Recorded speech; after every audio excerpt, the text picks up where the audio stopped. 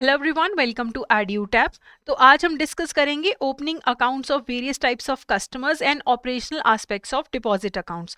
तो ये जो लेक्चर है it's a part of our new initiative जिसमें हम विद इन 25 लेक्चर्स आपको पूरा पीपीबी का कंपोनेंट करवाएंगे और हर लेक्चर में बीच बीच में हम एमसीक्यूज भी डिस्कस करेंगे ताकि आपको ज़्यादा क्लैरिटी आए उस टॉपिक को लेके।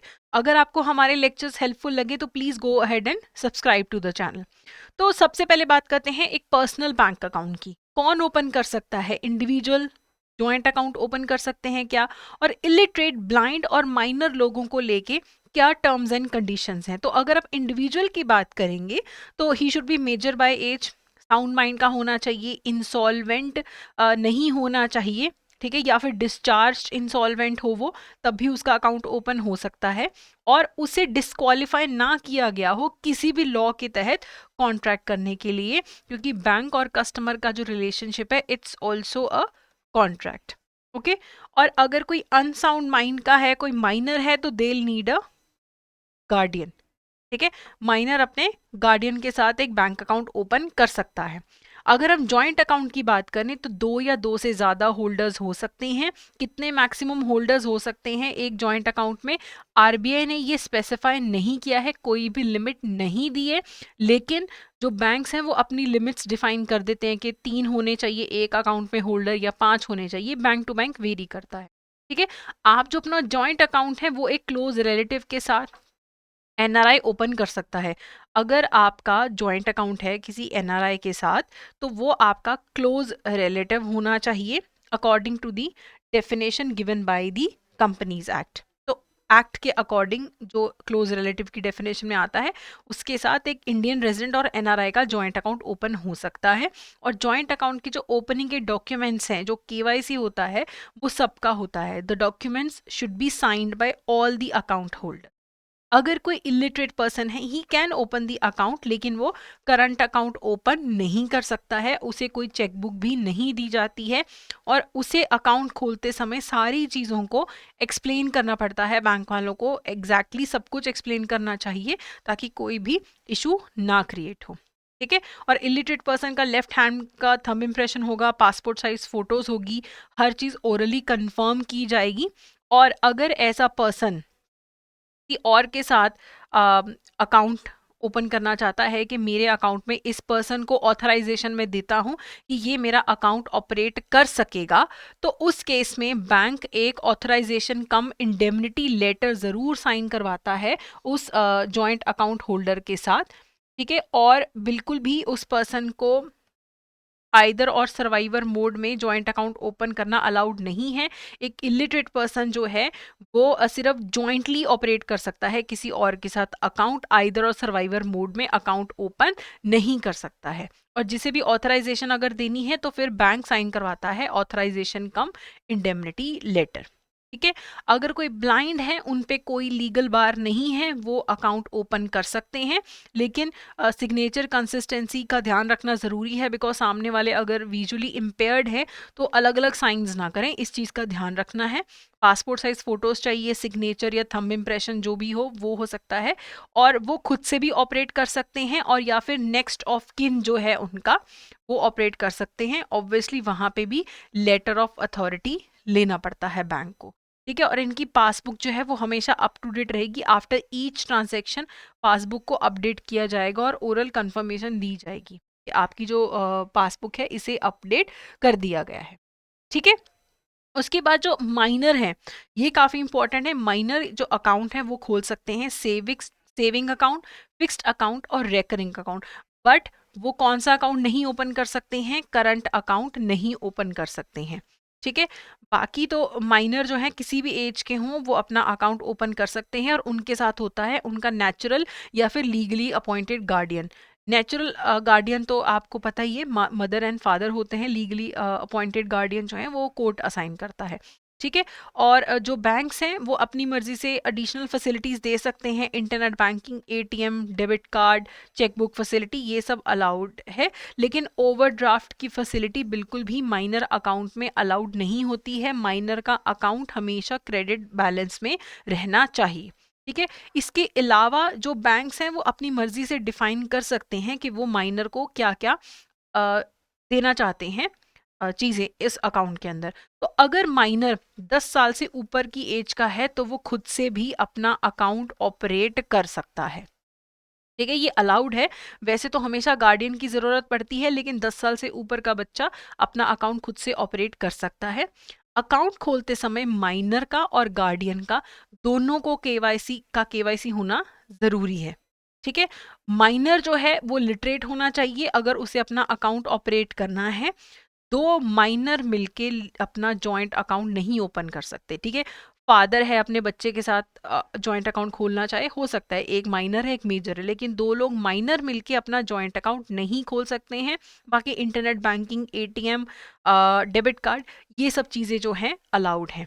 ठीक है, अब जो गार्डियंस हैं वो कौन कौन से होते हैं? Natural guardian, legal guardian, testamentary guardian, de facto guardian, ad hoc guardian.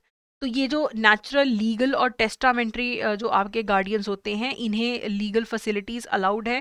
Natural आपके माँ बाप होते हैं, आपके गार्डियन। लीगल जो है कोर्ट अपॉइंट करता है। टेस्टामेंट्री में कि जो पेरेंट्स हैं वो मरने से पहले ही अगर अपनी विल में कहीं पे लिख जाते हैं कि अगर हमें बाय चांस कुछ हो जाता है तो हमारे बच्चे का कौन ध्यान रखेगा, तो वैसे भी गार्डियन होते हैं। एड हॉक होता है, जैसे आप कोई अभी अवेलेबल नहीं है, एकदम से माँ बाप की डेथ होगी, तो उस टाइम पे थोड़े से टाइम के लिए कौन आपका गार्डियन बन जाता है, लेकिन इस टाइप के गार्डियन के पास कोई भी लीगल राइट अवेलेबल नहीं होता है। ठीक है, अब जब एक बात और याद रखनी है, वो इस क्वेश्चन के थ्रू मैं आपको बताऊंगी। What is the maturity age of a minor who is under the care of a guardian appointed by court? तो अगर एक बच्चा है, उसका लीगल गार्डियन अपॉइंटेड है, वो बच्चा कब मेजर एज में आ जाएगा, कब वो एडल्ट माना जाएगा? 21 ईयर्स, 16 ईयर्स, 18 ईयर्स या फिर 25 ईयर्स? देखो, नॉर्मली अगर एक माइनर है तो वो 18 साल की एज अटेन करते ही माइनर से मेजर बन जाता है। लेकिन अगर किसी बच्चे के पेरेंट्स नहीं है, उनका एक लीगली अपॉइंटेड गार्डियन है, तो वो बच्चा मेजॉरिटी अटेन करेगा एट द एज ऑफ 21। ये अलग पॉइंट है, इसे याद रखना। ठीक है, अब अकाउंट इंडिविजुअल की बात की, इसके अलावा HUF, Hindu undivided family, sole proprietor, partnership firm, limited liability, सबको अकाउंट खोलना अलाउड है, लेकिन सबको लेके अलग अलग टर्म्स एंड कंडीशंस हैं। तो इसमें से जो इंपॉर्टेंट है वो हम देख लेते हैं। हिंदू अनडिवाइडेड में फैमिली में क्या है कि एक ही मेल से लीनियली डिसेंटेड जो फैमिली के मेंबर्स होते हैं वो अपनी एक HUF बना सकते हैं। जैसे एक पर्सन है, ये फादर मदर है और इनके आगे जो बच्चे हुए हैं, और ये जो है एक ही पर्सन से डिसेंडेड है, मेल से ये डिसेंडेड है, तो ये अपनी एक हिंदू अनडिवाइडेड फैमिली बना लेते हैं। तो ये जो मेंबर होता है मेन, इसका जो मेन मुखिया होता है, वो ज़्यादातर हमेशा जो सबसे बड़े एल्डेस्ट मेल मेंबर होते हैं वो ही कर्ता बनते हैं। देखो, लीगली अलाउड है कि एक फीमेल भी कर्ता बन जाती है, लेकिन इन प्रैक्टिस मोस्टली जो सबसे एल्डेस्ट मेल मेंबर होते हैं उन्हें कर्ता बोला जाता है, और जो बाकी के लोग हैं HUF के, उन्हें बोला जाता है को पार्टनर्स। इनको लेके जो रूल्स एंड रेगुलेशंस हैं वो हैं under the Hindu succession act 2005। तो महिलाएं हैं चाहे पुरुष हैं, सभी हिंदू अनडिवाइडेड फैमिली में को पार्टनर हो सकते हैं। ठीक है, अब यहाँ पे अगर एक अकाउंट खोलना है तो यहाँ पे अगर आपको लोन लेना है, सारे जो भी डॉक्यूमेंट्स हैं उन्हें एग्जीक्यूट करने की पावर HUF के कर्ता के पास होती है। कर्ता जो है मेन हेड है, तो अगर लोन लेना है HUF ने तो सारे डॉक्यूमेंटेशन का काम कर्ता कर सकता है। एक डेक्लरेशन अगर HUF की फैमिली दे दे कि ये करता है तो बढ़िया है, अच्छा रहता है, लेकिन कहीं पे भी कंपल्शन नहीं है लीगल कि सारे को पार्टनर्स को मिलके कहीं साइन करके बताना है, डिक्लेयर करना है कि ये हमारा करता है। हो जाता है तो बढ़िया है। ठीक है, कर्ता के पास पावर है कि वो HUF के बेनिफिट के लिए प्रॉपर्टी का भी ट्रांसफर कर सकता है। ठीक है, और माइनर्स का रिकॉर्ड है वो भी मेंटेन किया जाता है बैंक के द्वारा। तो जब भी एक HUF का बैंक अकाउंट खुलेगा तो जो बैंक अकाउंट का ओपनिंग डॉक्यूमेंट होगा उसे सारे के सारे एडल्ट मेंबर साइन करेंगे। सिर्फ HUF नहीं करेगा, सारे के सारे एडल्ट मेंबर साइन करेंगे। स्पेसिमन सिग्नेचर जो होंगे वो कर्ता के लगेंगे। ठीक है, एक जॉइंट हिंदू फैमिली लेटर होगा जिसे सारे एडल्ट मेंबर्स देंगे, साइन करेंगे, वो भी ज़रूरी है। और जहाँ पे माइनर मेंबर्स हैं उनकी तरफ से साइन करेंगे उनके लीगल गार्डियन। ठीक है, अब एक क्वेश्चन देख लेते हैं, which of the following statement is correct regarding the HUF account. HUF account को लेके कौन सा क्वेश्चन इसमें से करेक्ट है? कर्ता की इम्प्लाइड अथॉरिटी है कि कोई भी लोन लेना है, कोई भी नेसेसरी डॉक्यूमेंट एग्जीक्यूट करना है, कर्ता कर सकता है, ये बिल्कुल सही है। ठीक है, withdrawal of one of the co partner does not put the existence of the firm in jeopardy. कहते अगर एक को पार्टनर HUF को क्विट कर दे कि मुझे नहीं रहना इस हिंदू अनडिवाइडेड फैमिली का पार्ट, तो कोई फर्क नहीं पड़ता HUF को, ये बिल्कुल सही है, एक के क्विट करने से कोई फर्क नहीं पड़ता है। ठीक है, उसके बाद it is compulsory to obtain the declaration form from all the adult members of the HUF specifying the karta. तो कह रहे क्या यहाँ पे डिक्लेरेशन लेना जरूरी है HUF के मेंबर से कि ये करता है, इसे असाइन करते हो, तो ये बिल्कुल भी जरूरी नहीं है। तो ये वाला स्टेटमेंट आपका गलत है, तो यहाँ पे हम इनकरेक्ट आना चाहिए। ठीक है, तो इनकरेक्ट कौन सी स्टेटमेंट है? ये वाली, कंपल्सरी नहीं है। ठीक है, डिक्लेरेशन लेना, दे देंगे तो सही रहेगा कि ये करता है, नहीं तो कोई कंपल्शन नहीं। तो इनकरेक्ट अगर देखा जाए तो इसमें से सी है। अब सोल प्रोप्राइटरशिप फर्म की बात करें तो सोल प्रोप्राइटरशिप फर्म बाकी अकाउंट खुलवा सकता है, सेविंग्स अकाउंट नहीं खुलवा सकता है। प्रोप्राइटरशिप फर्म के जो भी डॉक्यूमेंट्स हैं, उनका जो प्रोप्राइटर होगा, मेन जो एक ही पर्सन होता है जो बिजनेस चलाता है, वो सारे साइन करेगा। चेक होंगे वो फर्म के नाम पे होंगे, पर्सन के नाम पे नहीं होंगे। ठीक है, प्रोप्राइटरशिप डिक्लेयर करनी पड़ती है एज पर बैंक फॉर्मेट, और जो भी KYC है वो इस पर्सन का भी होगा, जो सोल प्रोप्राइटर है उसका होगा। अब बात करते हैं पार्टनरशिप फर्म की। पार्टनरशिप फर्म में दो या दो से ज्यादा लोग मिलके पैसा कंट्रीब्यूट करते हैं, स्किल कंट्रीब्यूट करते हैं और एक बिजनेस चलाते हैं। तो पार्टनरशिप डीड जो होती है वो साइन करना कंपलसरी नहीं है, अगर है तो बैंक उसकी डिमांड करेगा। ठीक है, इसे रेगुलेट करता है इंडियन पार्टनरशिप एक्ट 1932। ओके, फिर बात आती है रूल्स एंड रेगुलेशंस की। अगर हमें पार्टनरशिप फर्म का अकाउंट खोलना है तो रजिस्ट्रेशन सर्टिफिकेट चाहिए। चेक जो है it will be payable to the firm not the partner. Partner के नाम पे चेक नहीं होगा, कंपनी जो फर्म है उसके नाम पे चेक होता है।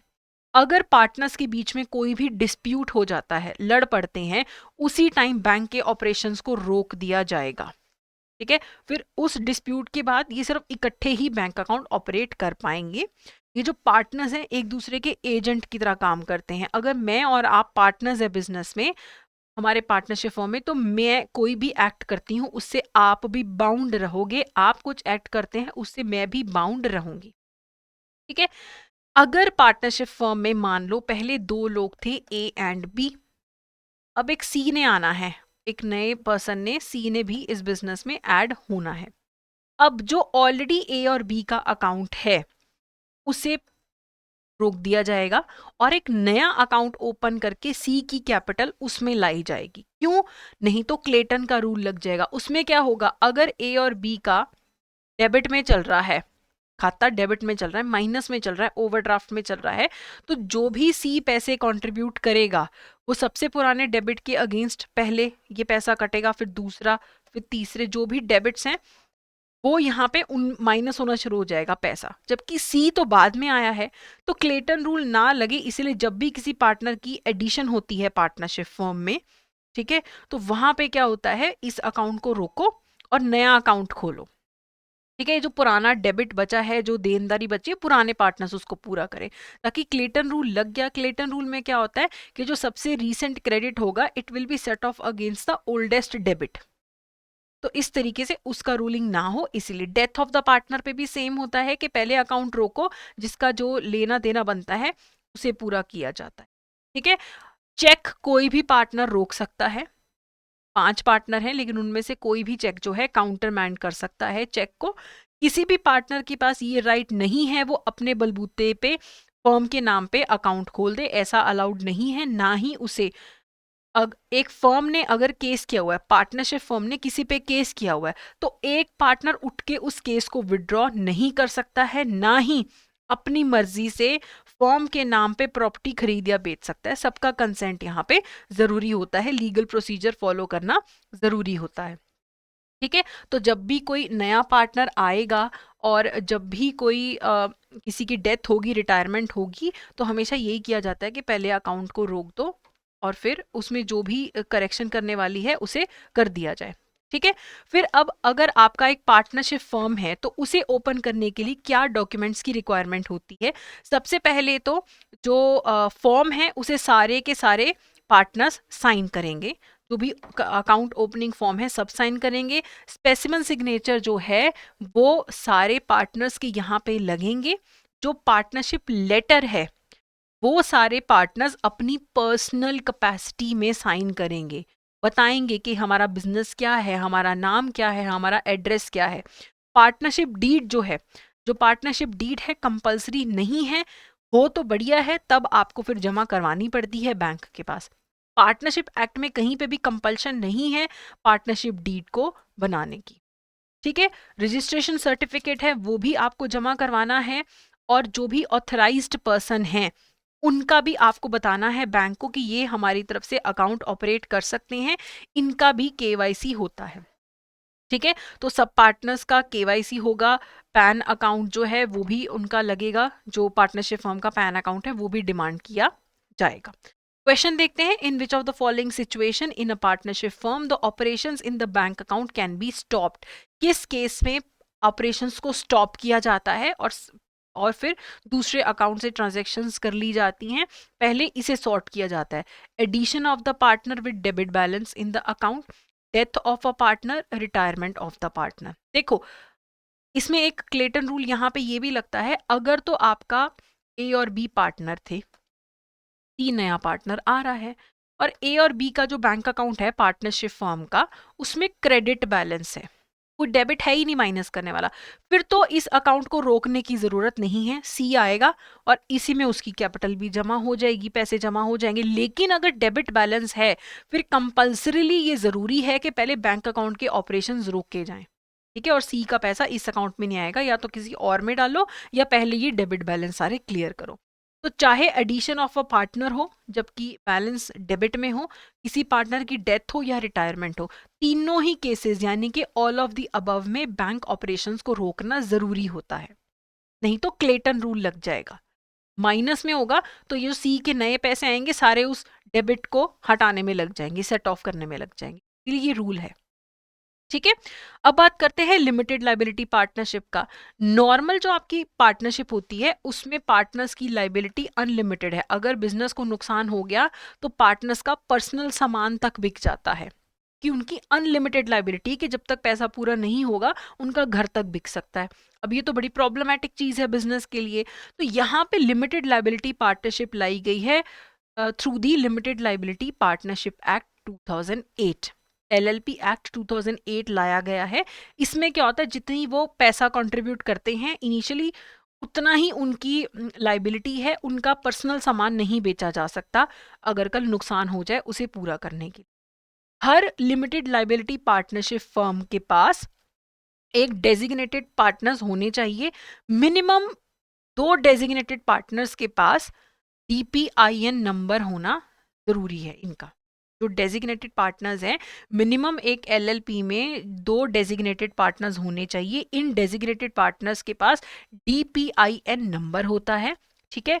और जो जब अकाउंट खुलवाते हैं तब भी रेजोल्यूशन देना पड़ता है कि हमारे ये डेजिग्नेटेड पार्टनर हैं। ठीक है। पार्टनर्स की कोई पर्सनल लाइबिलिटी नहीं होती है क्योंकि लिमिटेड लाइबिलिटी पार्टनरशिप है। ठीक है। नॉर्मल टाइप की पार्टनरशिप में क्या होता है, अगर कोई पार्टनर मर गया, मान लो 2 पार्टनर है, एक मर गया, पार्टनरशिप खत्म। लिमिटेड लाइबिलिटी पार्टनरशिप जो है इसमें कोई फर्क नहीं पड़ता, पार्टनर आते जाते रहते हैं, ये जो पार्टनरशिप है ये बनी रहती क्योंकि एक लीगल एंटिटी बन जाती है ये। दूसरे पुराने टाइप की पार्टनरशिप फर्म में ऐसा नहीं था, वहां पे तो मर गया तो चलो खत्म। अगर 5-6 पार्टनर है, एक आधा मर गया फिर भी कंटिन्यू हो सकता है, लेकिन इसमें डिसकंटिन्यू होने के चांसेस नहीं होते लिमिटेड लाइबिलिटी पार्टनरशिप में। ये याद रखना है कि 2 डेजिग्नेटेड पार्टनर्स होने ही होने चाहिए जिनके पास डीपीआईएन नंबर होना चाहिए। डेजिग्नेटेड पार्टनर आइडेंटिफिकेशन नंबर होना जरूरी है। अब जब ये एलएलपी अकाउंट खुलेगा तो इसका जो करंट अकाउंट ओपनिंग फॉर्म होगा ये भी सारे के सारे पार्टनर्स साइन करेंगे। ठीक है।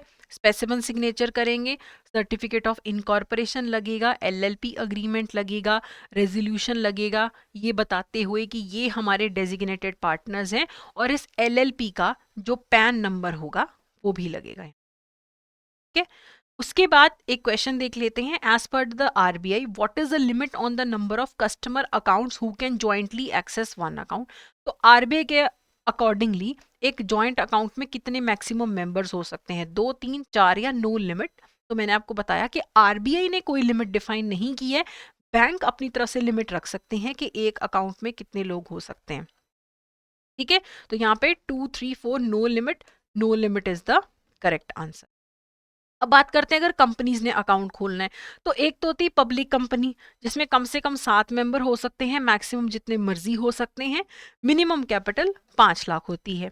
जो आपकी प्राइवेट कंपनी है उसमें मिनिमम 7 मेंबर, मैक्सिमम 200 मेंबर होते हैं, मिनिमम कैपिटल 1 लाख होती है।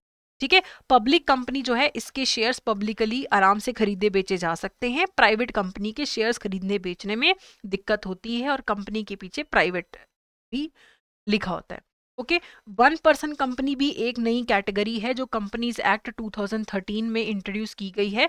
1 पर्सन कंपनी में एक ही मेंबर होता है, एक ही नॉमिनी डायरेक्टर होता है, और मिनिमम कैपिटल इसमें भी 1 लाख ही रिक्वायर्ड है। ठीक है, तो जब ऐसी कंपनीज हैं, इनके भी ऑथराइज्ड सिग्नेटरीज होते हैं, जिन्हें कंपनी की तरफ से बैंक अकाउंट में पैसे जमा करवाना और विड्रॉ करना अलाउड होगा, उनका भी केवाईसी होता है, जो ऑथराइज्ड पर्सन होते हैं। और चेक हमेशा कंपनी के नाम पे आएगा, कंपनी के नाम से जाएगा, पर्सनल अकाउंट में ना पैसा जा सकता है ना आ सकता है, कंपनी के नाम पे आता जाता है पैसा। अगर कंपनी ने बैंक अकाउंट खोलना है तो एक कॉपी लगेगी मेमोरेंडम ऑफ एसोसिएशन की, आर्टिकल ऑफ एसोसिएशन की। जहां पे कंपनी आ गया ना वर्ड, वहां पे ये एमओए एओए लगते ही लगते हैं। Memorandum of association, article of association, फिर सर्टिफिकेट ऑफ इनकॉर्पोरेशन जिस पे डेट लिखी होती है कि कंपनी पैदा कब हुई, फिर डायरेक्टर्स के नाम, बेनिफिशियल ओनर्स के नाम। हमने पिछले लेक्चर में देखा था ना, बेनिफिशियल ओनर्स कौन होते हैं, जिनके पास 25% से ज्यादा कैपिटल या प्रॉफिट होता है।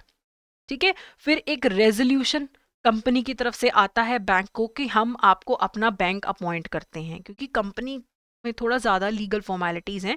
स्पेसिमन सिग्नेचर्स लगते हैं, जिन्हें भी अकाउंट ऑपरेट करना अलाउड है, जिनके पास पावर ऑफ अटर्नी है, और यहाँ पे कंपनी का पैन कार्ड लगता है।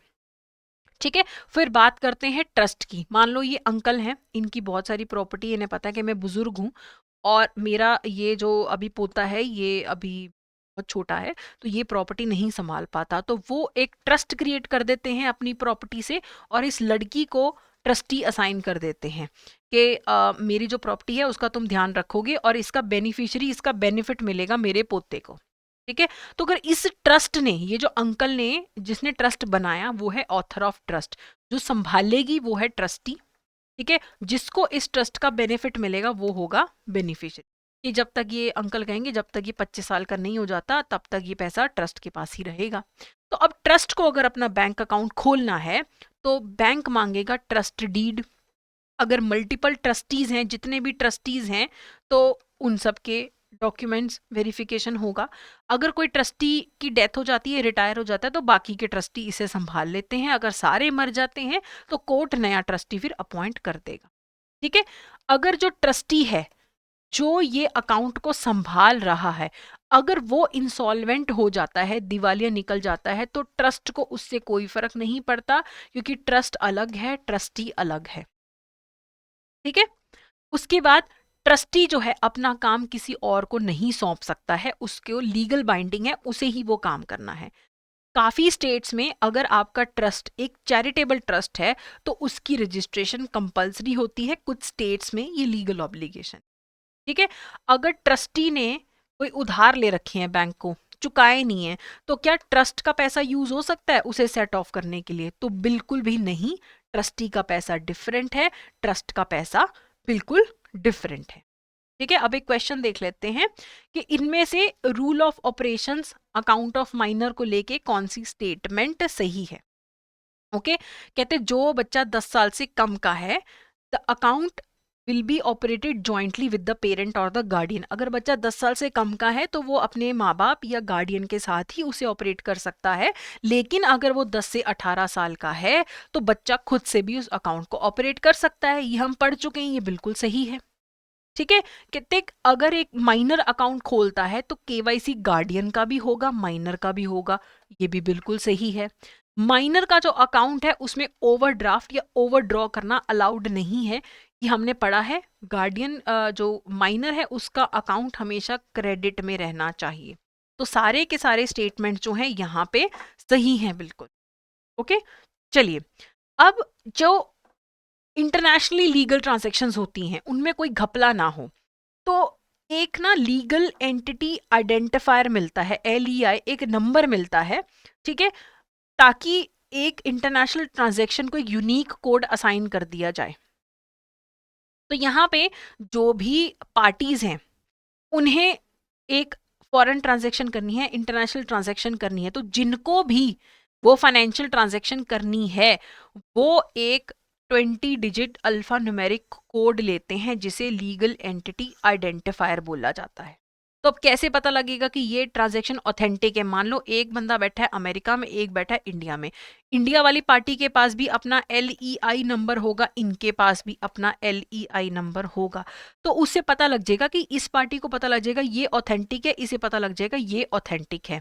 इंडिया में अगर किसी को अपना ये लीगल एंटिटी आइडेंटिफायर नंबर चाहिए किसी भी कंपनी को जिसने भी इंटरनेशनल ट्रांजैक्शंस करनी है, तो वो ले सकता है legal entity identifier India limited से।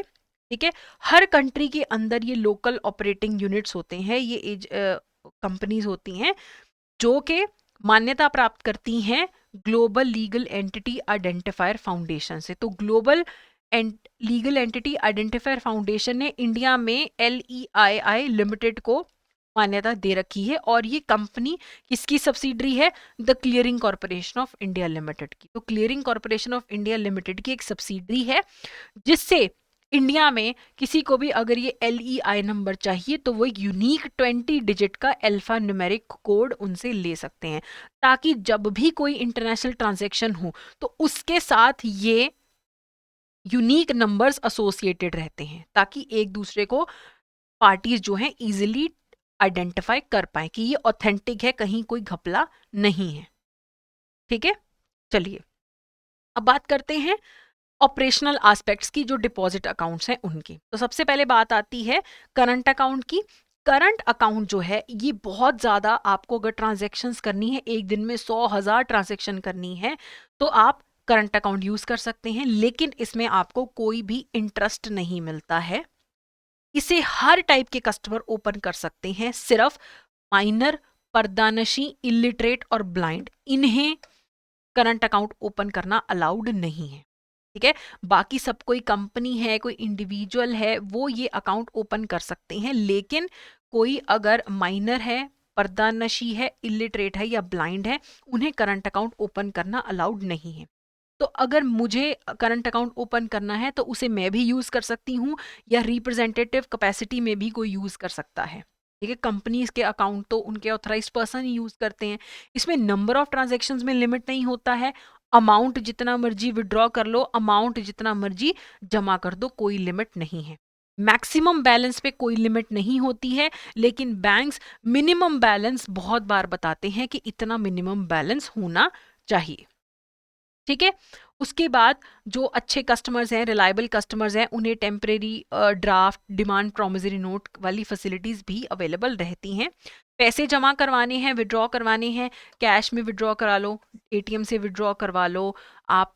ठीक है, और यहाँ पे जो आप पैसा विड्रॉ करते हो, चेक के थ्रू भी कर सकते हो, सिंगल या जॉइंट भी हो सकता है, विड्रॉल की फैसिलिटी अवेलेबल। नेट बैंकिंग के थ्रू भी पैसा इधर से उधर कर सकते हो, जिसकी ऑथराइजेशन उस अकाउंट से एक या एक से ज़्यादा लोगों को भी मिल सकती है, कि मैं भी उस करंट अकाउंट में से पैसे ट्रांसफ़र कर सकती हूँ, आप भी, हम दोनों ही ऑथराइज्ड हैं।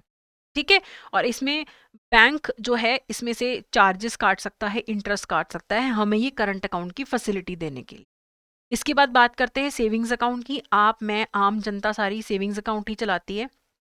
ये इंडिविजुअल्स के लिए होता है सेविंग अकाउंट। ठीक है, ये कंपनीज, पार्टनरशिप फर्म, इन्हें सेविंग्स अकाउंट अलाउड नहीं होता है। ये सिंगल या जॉइंटली ओपन किया जा सकता है, इसमें भी विद या विदाउट चेक आप फैसिलिटी के इसे ओपन कर सकते हैं। एटीएम कार्ड मिलता है, नेट बैंकिंग, मोबाइल बैंकिंग, ई ट्रांसफर, सब कुछ इसमें अलाउड रहता है। ये आपकी सेविंग्स हैबिट को बढ़ाने के लिए होता है, इसमें कोई भी बिजनेस या ट्रेडिंग एक्टिविटी के लिए यूज नहीं कर सकते हैं। इसमें भी अपर लिमिट नहीं होती है बैलेंस की, लोअर लिमिट बहुत सारे अकाउंट्स में बैंक स्पेसिफाई कर देते हैं। ठीक है, government departments, bodies dependent on budgetary allocation, municipal corporation, panchayat, state district level housing cooperative, political party, professional concern, इन्हें सेविंग्स बैंक अकाउंट खोलना नहीं अलाउड है।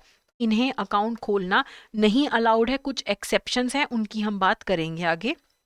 ठीक है, अब जो एलिजिबल पर्सन्स हैं जो ये अकाउंट खोल सकते हैं, इंडिविजुअल नाम में खोल सकते हैं, जॉइंट नेम में खोल सकते हैं, 10 साल से ज्यादा का बच्चा जो है इसे खुद से ऑपरेट कर सकता है। ठीक है, और इवन जो कर्ता ऑफ एचयूएफ है वो भी इसे ऑपरेट कर सकता है। ओके, चलिए, अब कुछ ऐसे हैं जिन्हें आरबीआई ने परमिट किया है। मैंने आपको बताया कि कंपनीज, पार्टनरशिप फर्म्स ये सेविंग्स बैंक अकाउंट नहीं खोल सकते हैं, लेकिन कुछ एक्सेप्शंस हैं जो जिसकी लिस्ट आपको स्क्रीन पे दिख रही है, कुछ मैं पढ़ के बता देती हूँ। Khadi and village industries board को, primary cooperative credit society financed by bank, agricultural produce market committee जिसे हम एपीएमसी बोलते हैं, registered societies, section 8 company, section 25 companies, एसएचजीज जो हैं रजिस्टर्ड, अनरजिस्टर्ड, इन सबको सेविंग्स बैंक खोलना अलाउड है। ठीक है, तो ऑपरेट कौन कर सकता है? इंडिविजुअल या जॉइंट नेम पे ऑपरेट हो सकता है, माइनर 10 साल से ऊपर का ऑपरेट कर सकता है, कर्ता एचयूएफ का इसे ऑपरेट कर सकता है, और इन लोगों को भी सेविंग्स बैंक अकाउंट खोलना अलाउड है। इसकी लिस्ट आप जरूर पढ़ के जाइएगा, क्या हो सकता है दिमाग में रह जाए कुछ और आंसर सही हो जाए, वैसे तो पूरी लिस्ट याद करना थोड़ा सा मुश्किल है। ठीक है, कुछ और अलग से रेगुलेशंस हैं कि मिनिमम बैलेंस, ऑब्वियसली बैंक आपको बोल सकता है कि मिनिमम बैलेंस मेंटेन करो, नहीं मेंटेन करोगे तो हम आप पे पेनल्टी लगाएंगे। लेकिन पेनल्टी लगाने का ये मतलब नहीं कि पेनल्टी लगा लगा के आप उसका बैलेंस डेबिट में ले आओ। मान लो मेरे अकाउंट में 100 रुपए हैं, मैं मिनिमम बैलेंस ऑब्वियसली नहीं मेंटेन कर रही, यहाँ पे बैंक 150 की पेनल्टी नहीं लगा सकता, क्योंकि पेनल्टी लगाने के बाद मैं तो -50 में चली जाऊंगी, डेबिट बैलेंस में चली जाऊंगी, तो ये अलाउड नहीं है। कई बार सेविंग्स अकाउंट में नंबर ऑफ विड्रॉल्स, अमाउंट कितना विड्रॉ कर सकते हो, इन पे भी रिस्ट्रिक्शंस रहती हैं। ठीक है, अगर आप सेविंग्स बैंक में अकाउंट में से कैश विड्रॉल करना चाहते हो तो आपको विड्रॉल फॉर्म भर के बैंक में जो अकाउंट होल्डर है वो पैसे विड्रॉ कर सकता है, साथ में उसके पास पासबुक भी होनी चाहिए। ठीक है, अगर आप अपना अकाउंट एक ब्रांच से दूसरे ब्रांच में ट्रांसफर करना चाहते हो कर सकते हो, लेकिन आपको अपनी चेकबुक सरेंडर करनी पड़ेगी, जो भी अनयूज्ड चेक हैं वो आपको सरेंडर करने पड़ेंगे। ठीक है, जो स्टाफ के मेंबर होते हैं बैंक के वो ये अकाउंट खोल सकते हैं अपने बैंक में, लेकिन रिस्ट्रिक्टेड होता है। स्टाफ मेंबर के कितने अकाउंट हो सकते हैं वो रिस्ट्रिक्टेड हैं, उनके पास जो भी चेक्स आते जाते हैं उनकी एक्स्ट्रा स्क्रूटनी भी रखी जाती है। ठीक है, जो एक स्टाफ का अकाउंट है, अगर एसबीआई में एक पर्सन काम करता है, उसने अपने ही बैंक में अपनी ही ब्रांच में अकाउंट खोला है, तो वो कोई भी थर्ड पार्टी चेक या फिर डिमांड ड्राफ्ट कलेक्ट नहीं कर सकता है अपने staff account.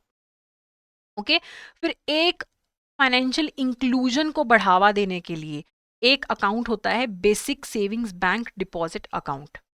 Basic savings bank deposit account जो है ये फाइनेंशियल इंक्लूजन के लिए है कि इस टाइप के अकाउंट में आपको फ्री में मिनिमम फैसिलिटीज मिलती हैं। तो इस टाइप के अकाउंट में आपको फैसिलिटी मिलती है कि आप कैश जमा करवा सकते हैं एटीएम से या कैश डिस्पेंसर मशीन से कैश विड्रॉ कर सकते हैं, इवन इलेक्ट्रॉनिक चैनल से भी आप पैसे जो हैं वो ले सकते हैं, चेक्स कलेक्ट किए जा सकते हैं आपके। लेकिन ऐसा बीएसबीडीए अकाउंट सिर्फ एक ही अलाउड है। ठीक है, इस अकाउंट को खोलने के लिए कोई भी इनकम या एज क्राइटेरिया नहीं होता है।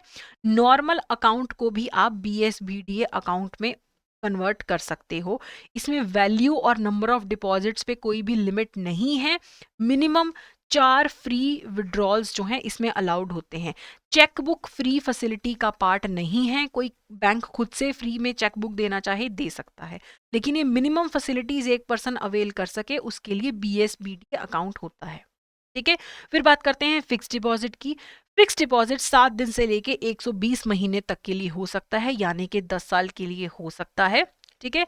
अगर आपका एफडी एक शेड्यूल्ड कमर्शियल बैंक में है या स्मॉल फाइनेंस बैंक में है और वो एफडी 2 करोड़ से ज्यादा का है तो उसे बल्क डिपॉजिट बोला जाता है। अगर आपका एफडी एक रीजनल रूरल बैंक में है और वो एफडी 15 लाख से ऊपर का है तो उन्हें भी बल्क डिपॉजिट बोला जाता है, ये याद रखना, ठीक है। 2 crore in the case of SCBN, SFM, SFB, और आरआरबी के केस में 15 लाख से ऊपर का एफडी है तो वो बल्क डिपॉजिट्स बोलता है आरबीआई उसको, ठीक है। अगर आप प्री मेच्योरली पैसा विड्रॉ करते हैं तो ऑब्वियसली पेनल्टी लगती है। फिर अगर आपके पास बैंक में जो टर्म डिपॉजिट है वो 15 लाख या उससे कम का है तो बैंक को उस पर्सन को प्री मेच्योर विड्रॉल फैसिलिटी देना कंपलसरी है। 15 लाख से ऊपर का अगर एफडी है तो अगर बैंक नहीं भी देना चाहता प्री मेच्योर विड्रॉल फैसिलिटी के टाइम से पहले विड्रॉ करवा ले चलेगा, लेकिन उससे कम का है तो देना कंपलसरी, ठीक है। अगर एक टर्म डिपॉजिट ओवर ड्यू हो गया, मेच्योर होके पड़ा है, तो फिर कस्टमर की रिक्वेस्ट पे उसे दोबारा से रिन्यू किया जा सकता है कि दोबारा से कर दो 5 साल के लिए एफडी, ठीक है। इंटरेस्ट लेने के एक दो तरीके हैं। एक तो आपको पीरियोडिकली इंटरेस्ट मिलता रहेगा, उसे बोलते हैं ऑर्डिनरी टर्म डिपॉजिट, कि मेरी 5 लाख की एफडी है, हर महीने क्वार्टरली जैसा भी मैं उनको बताऊं मुझे वो इंटरेस्ट मैं निकलवाती रहूंगी। दूसरा होता है कि मैं ना कोई इंटरेस्ट नहीं लगाऊंगी, मेरी 5 लाख की एफडी 3 साल के लिए, तो जो भी इंटरेस्ट आता है वो दोबारा से उसी अकाउंट में ऐड होता रहता है, ठीक है। तो इन्हें री इन्वेस्टमेंट और स्पेशल टर्म डिपॉजिट बोलते हैं कि मुझे तो 5 साल बाद ही 3 साल बाद ही देना जो पैसा देना है, इंटरेस्ट भी बीच में ही ऐड करते जाओ, ठीक है। और इंटरेस्ट क्वार्टरली कंपाउंड होता है। इंटरेस्ट जो है मैं कैश में भी ले सकती हूँ, बैंक वालों को बोलती हूँ, ये भी बोल सकती हूँ कि ये जो भी मुझे एफडी से इंटरेस्ट मिल रहा है ये मेरे सेविंग्स अकाउंट में डाल दो या मेरे करंट अकाउंट में डाल दो। और ये भी नहीं कि अगर एसबीआई में एफडी करवाई है तो एसबीआई में ही मेरा सेविंग्स अकाउंट होना चाहिए। हो सकता है एसबीआई में मेरी एफडी है, आईसीआईसीआई में मेरा क्या है, सेविंग्स अकाउंट है या करंट अकाउंट है, तो इससे इसमें भी मेरा इंटरेस्ट रेगुलरली बैंक को डालना पड़ेगा अगर मैंने बोला है, ठीक है। अगर मेरी एफडी मेच्योर हो गई, मैं क्लेम नहीं करने गई, तो फिर वो टाइम डिपॉजिट से डिमांड डिपॉजिट की कैटेगरी में शिफ्ट हो जाता। अगर मेरा एक टर्म डिपॉजिट है, एफडीए पूरा हो गया, मैं क्लेम नहीं करने आई उसको, तो फिर उस पे जो मुझे मेच्योरिटी के बाद अनक्लेम्ड टाइम में जो मुझे इंटरेस्ट मिलेगा, या तो मुझे वो सेविंग्स अकाउंट के रेट पे मिलेगा या फिर और जो कॉन्ट्रैक्टेड रेट है विच एवर इज लोअर उस पर मुझे मिलेगा, फिर मुझे एफडी के रेट पे इंटरेस्ट नहीं मिलेगा। 5 लाख की एफडी मेच्योर होके 6 की होगी, मैं लेने नहीं आई, अब इस 6 लाख पे मेरे को इंटरेस्ट जो आगे पड़ेगा वो या तो सेविंग्स अकाउंट वाला इंटरेस्ट पड़ेगा या फिर कोई और कॉन्ट्रैक्टेड रेट जो लोअर वाला होगा, ठीक है। अगर मेरी एफडी की मेच्योर होने पे वैल्यू 20,000 से ज्यादा की है तो वो एफडी में कैश में नहीं मुझे मिलेगी, मेरे अकाउंट में ही पैसा आएगा, वो कैश में नहीं मिलेगा मुझे, ठीक है। मैं अपनी एक एफडी एक बैंक ऑफिस से दूसरे बैंक ऑफिस में आराम से ट्रांसफर कर सकती हूँ। अगर मेरी एफडी जॉइंट अकाउंट नाम पे है, मैं और मेरे हस्बैंड दोनों के नाम पे एफडी है, अगर मैं किसी और को ऐड करना चाहती हूँ एफडी में या किसी को डिलीट करना चाहती हूँ तो दोनों या तीनों जितने भी जॉइंट अकाउंट होल्डर हैं वो मिलके रिक्वेस्ट कर सकते हैं, एक पर्सन नहीं कह सकता कि इसको डिलीट करो या इसको ऐड करो, ठीक है। लेकिन ऐड और डिलीट करने से ना ही अमाउंट चेंज होना चाहिए एफडी का, ना ही ड्यूरेशन चेंज होना चाहिए। अगर मैं एफडी को स्प्लिट करना चाहती हूँ, मान लो मेरी और मेरी सिस्टर की एक एफडी है, लेकिन अब हम चाहते हैं कि अब स्प्लिट हो जाए, 2.5 लाख की एफडी उसकी हो जाए, 2.5 की मेरी अलग करना चाहते हैं, तो ये अलाउड है, लेकिन सेम ना ही अमाउंट चेंज होना चाहिए ना ही ड्यूरेशन होना चाहिए चेंज, ठीक है। उसके बाद एफडी के अगेंस्ट लोन भी लिया जा सकता है, ओके। चलिए अब एक क्वेश्चन देखते हैं। A dash is a person appointed by the court to manage the property of the deceased who had died without leaving the will.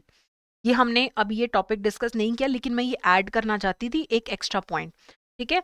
तो अगर एक पर्सन की डेथ होगी, वो विल बना के नहीं गया, तो फिर कोर्ट किसे असाइन करता है कि इस पर्सन की प्रॉपर्टी मैनेज करो, एडमिनिस्ट्रेटर, एग्जीक्यूटर, ट्रस्टी, इंडेमनिफायर। तो कोर्ट जिसे अपॉइंट करता है उसे बोला जाएगा एडमिनिस्ट्रेटर, ठीक है। अगर मान लो मेरी एक विल लिखी है, मैंने वसीयत लिखी है, वसीयत में मैंने बोल दिया कि ये एक रोहन नाम का आदमी है, ठीक है, ये जो है मेरे मरने के बाद मेरी प्रॉपर्टी को कैसे मैनेज करना है, किसको क्या पैसा देना है, ये देखे रोहन बताएगा। तो अगर मैं अपने विल में बता के गई हूँ कि कौन मैनेज करेगा बाद में, वो होता है एग्जीक्यूटर। लेकिन अगर मैं बिना विल के ही, मेरी डेथ हो गई है, मैंने विल बनाई ही नहीं थी, तो फिर कोर्ट अपॉइंट करता है जिस पर्सन को, उसे एडमिनिस्ट्रेटर बोला जाता है। ठीक है। फिर एक प्रकार का अकाउंट आता है रेकरिंग डिपॉजिट अकाउंट।